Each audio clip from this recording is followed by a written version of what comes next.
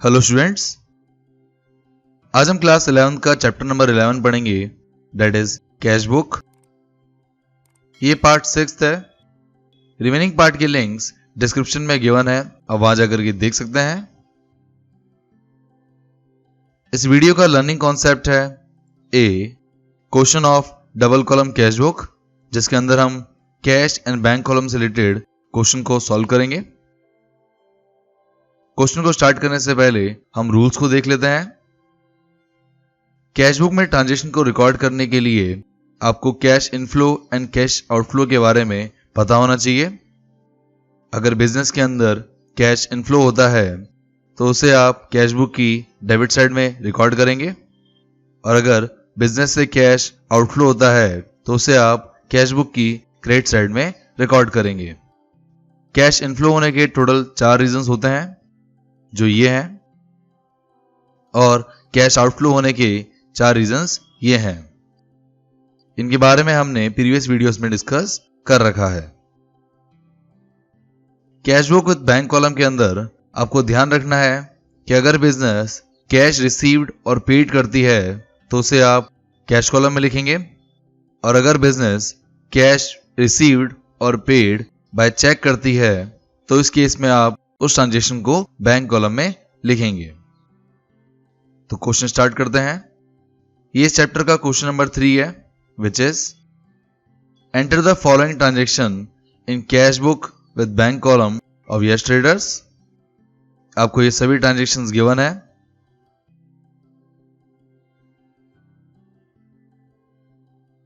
आपको इन ट्रांजेक्शंस को cash book with bank column के अंदर पुट करना है। क्वेश्चन को स्टार्ट करने से पहले हम सॉल्यूशन में सबसे पहले डबल कॉलम कैश बुक का फॉर्मेट बनाएंगे। डबल कॉलम कैश बुक में आपको याद रखना है कि अगर आप कैश रिसीव्ड और बैंक डिपॉजिट कराते हैं तो उसे आप कैश बुक की डेबिट साइड में रिकॉर्ड करेंगे, और अगर आप कैश पेमेंट करते हैं और पेमेंट बाय चेक करते हैं तो इस केस में आप ट्रांजेक्शन को क्रेडिट साइड में रिकॉर्ड करेंगे। तो स्टार्ट करते हैं।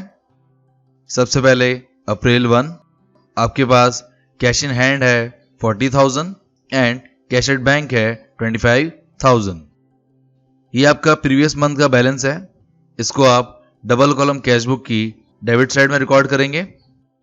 सबसे पहले आप डेट कॉलम में लिखेंगे 2020 अप्रैल 1, देन आप पर्टिकुलर्स में लिखेंगे टू बैलेंस बीडी, क्योंकि जब भी आपको क्वेश्चन में बैलेंसेस गिवन हो तो उसके लिए आप टू बैलेंस बीडी लिखते हैं।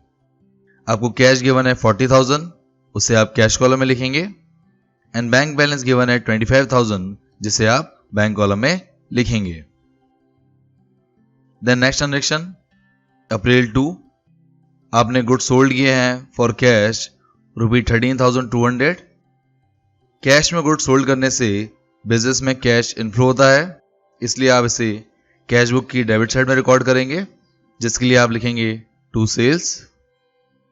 सबसे पहले आप डेट कॉलम में लिखेंगे अप्रैल 2, पर्टिकुलर्स में लिखेंगे टू सेल्स अकाउंट, और क्योंकि आपने गुड्स कैश में सोल्ड किए हैं इसलिए आप इस ट्रांजेक्शन के अमाउंट को कैश कॉलम में लिखेंगे, which is 13,200।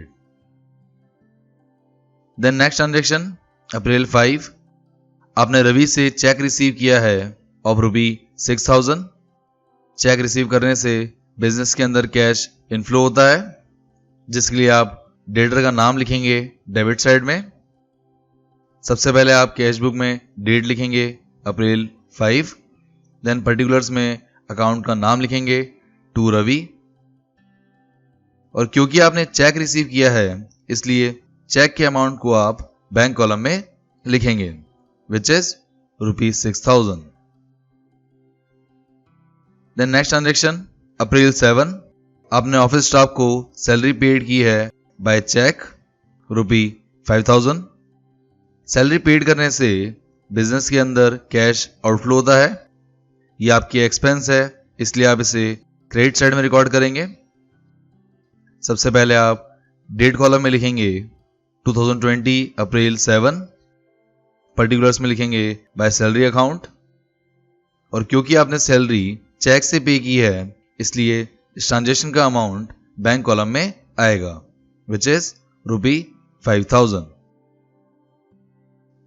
Then next transaction April 12, आपने कैश परचेज किया है ₹10,000 का।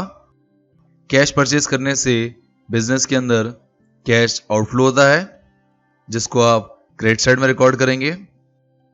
आप डेट कॉलम में लिखेंगे अप्रैल 12, पर्टिकुलर्स में लिखेंगे बाय परचेजेस अकाउंट, एंड इस ट्रांजेक्शन का अमाउंट कैश कॉलम में आएगा क्योंकि आपने गुड्स कैश में परचेज किए हैं, which is ₹10,000।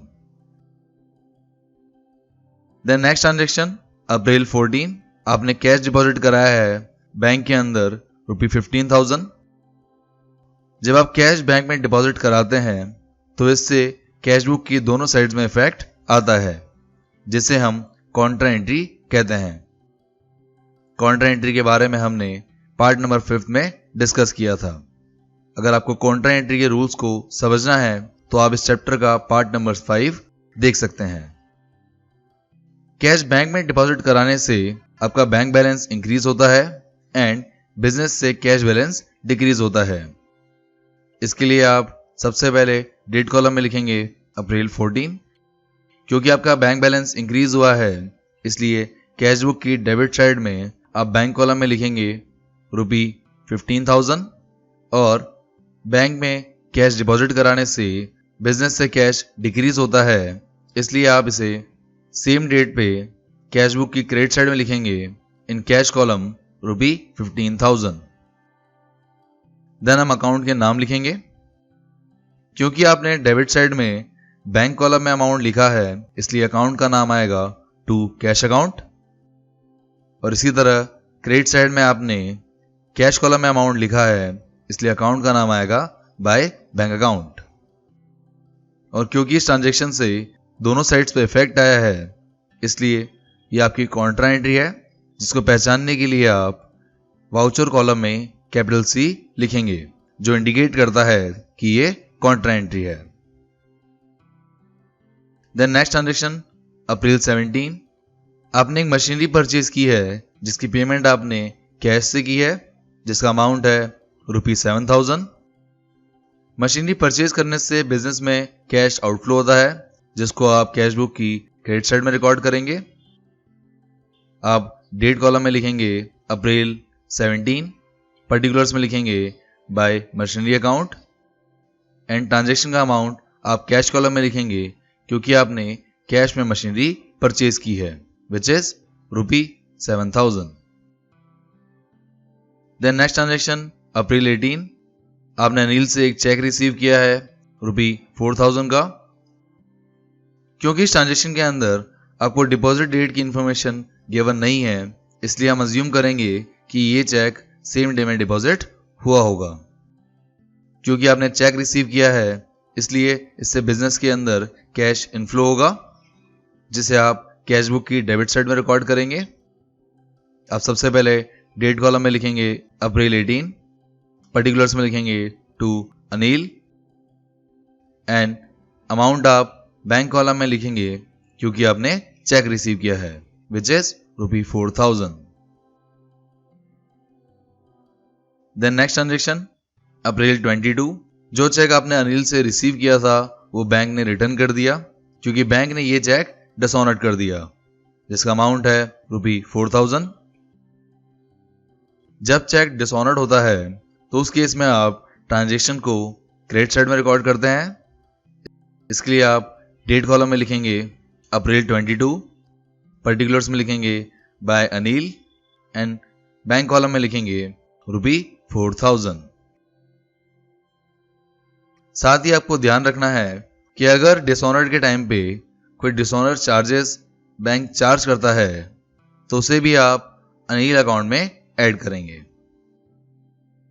Then next transaction अप्रैल 25, आपने बैंक से ऑफिस यूज के लिए कैश विड्रॉ किया है ₹10,000।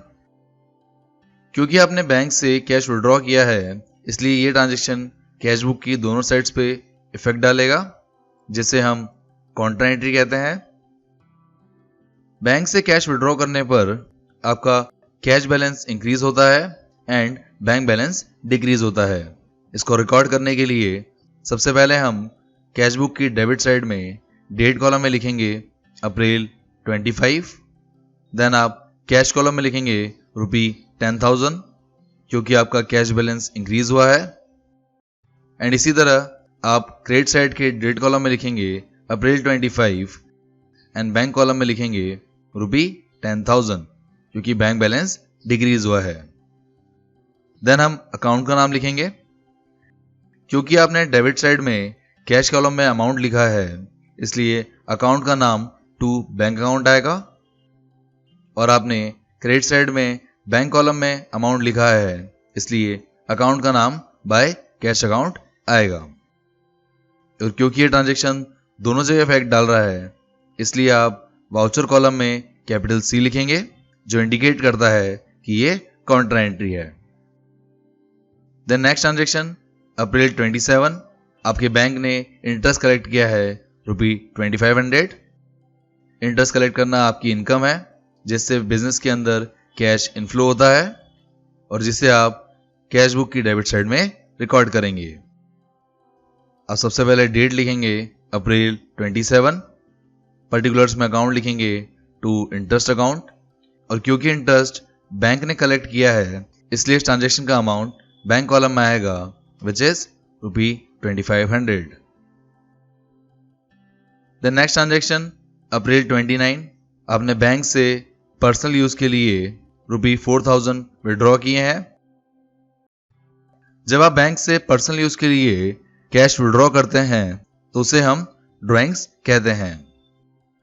ड्राइंग्स इन कैश में करने से बिजनेस से कैश आउटफ्लो होता है जिसे आप क्रेडिट साइड में रिकॉर्ड करेंगे। आप सबसे पहले डेट लिखेंगे अप्रैल 29, पर्टिकुलर्स में अकाउंट लिखेंगे बाय ड्राइंग्स अकाउंट, और अमाउंट आएगा आपका बैंक कॉलम में क्योंकि आपने बैंक से विड्रॉ किए हैं। और इस तरह आपके सभी ट्रांजैक्शंस कंप्लीट होते हैं। सभी ट्रांजैक्शंस को लिखने के बाद आप कैश एंड बैंक बैलेंस को कैलकुलेट करेंगे जिसके लिए आप क्रेडिट साइड में लिखेंगे बाय बैलेंस CD। सबसे पहले हम कैश का बैलेंस कैलकुलेट करेंगे। कैश कॉलम की डेबिट साइड का टोटल 63,200 है एंड कैश कॉलम के क्रेडिट साइड का टोटल 32,000 है। क्योंकि आपके डेबिट साइड का टोटल ज़्यादा है इसलिए आपका बैलेंस मेकर का अमाउंट क्रेडिट साइड में आएगा। आप 63,200 में से 32,000 को लेस करेंगे जिससे आपका बैलेंसिंग फिगर में अमाउंट आएगा 31,200। इसी तरह हम बैंक बैलेंस कैलकुलेट करेंगे। ध्यान रहे बैंक बैलेंस लिखने से पहले आपको हमेशा चेक करना होता है कि बैंक की कौन सी साइड ज्यादा है क्योंकि bank balance debit and credit दोनों साइड में आ सकता है। सबसे पहले हम डेबिट साइड में बैंक कॉलम का टोटल करते हैं। आपका यहाँ टोटल आएगा 52,500। देन क्रेडिट साइड के बैंक कॉलम का टोटल है 23,000।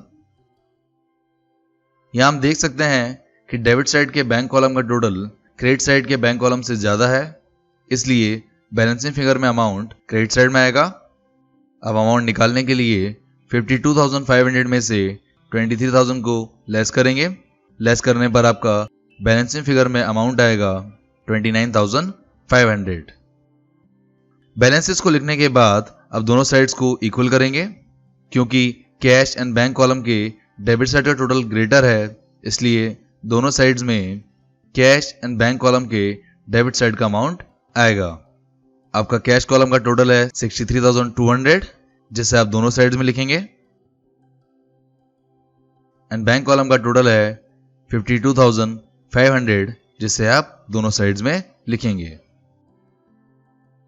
देन हम बैलेंस CD को नेक्स्ट मंथ ट्रांसफर करेंगे जिसके लिए आप डेट कॉलम में लिखेंगे May 1, पर्टिकुलर्स में लिखेंगे to balance BD and cash column में अमाउंट लिखेंगे 31,200 एंड बैंक कॉलम में अमाउंट लिखेंगे 29,500 एंड इस तरह आपका cash book with bank column complete होता है।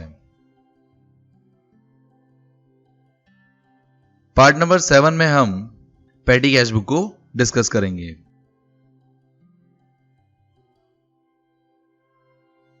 सो thank you guys for watching this video. अगर ये वीडियो अच्छा लगे तो लाइक कीजिए। For more videos subscribe my channel success hit. आप इस चैप्टर के नोट्स को डाउनलोड कर सकते हैं जिसका पीडीएफ लिंक डिस्क्रिप्शन में गिवन है। आप हमें फॉलो कर सकते हैं on Facebook, Instagram and WhatsApp पर for questions, queries and updates के लिए। And click on bell icon for daily updates. Thank you.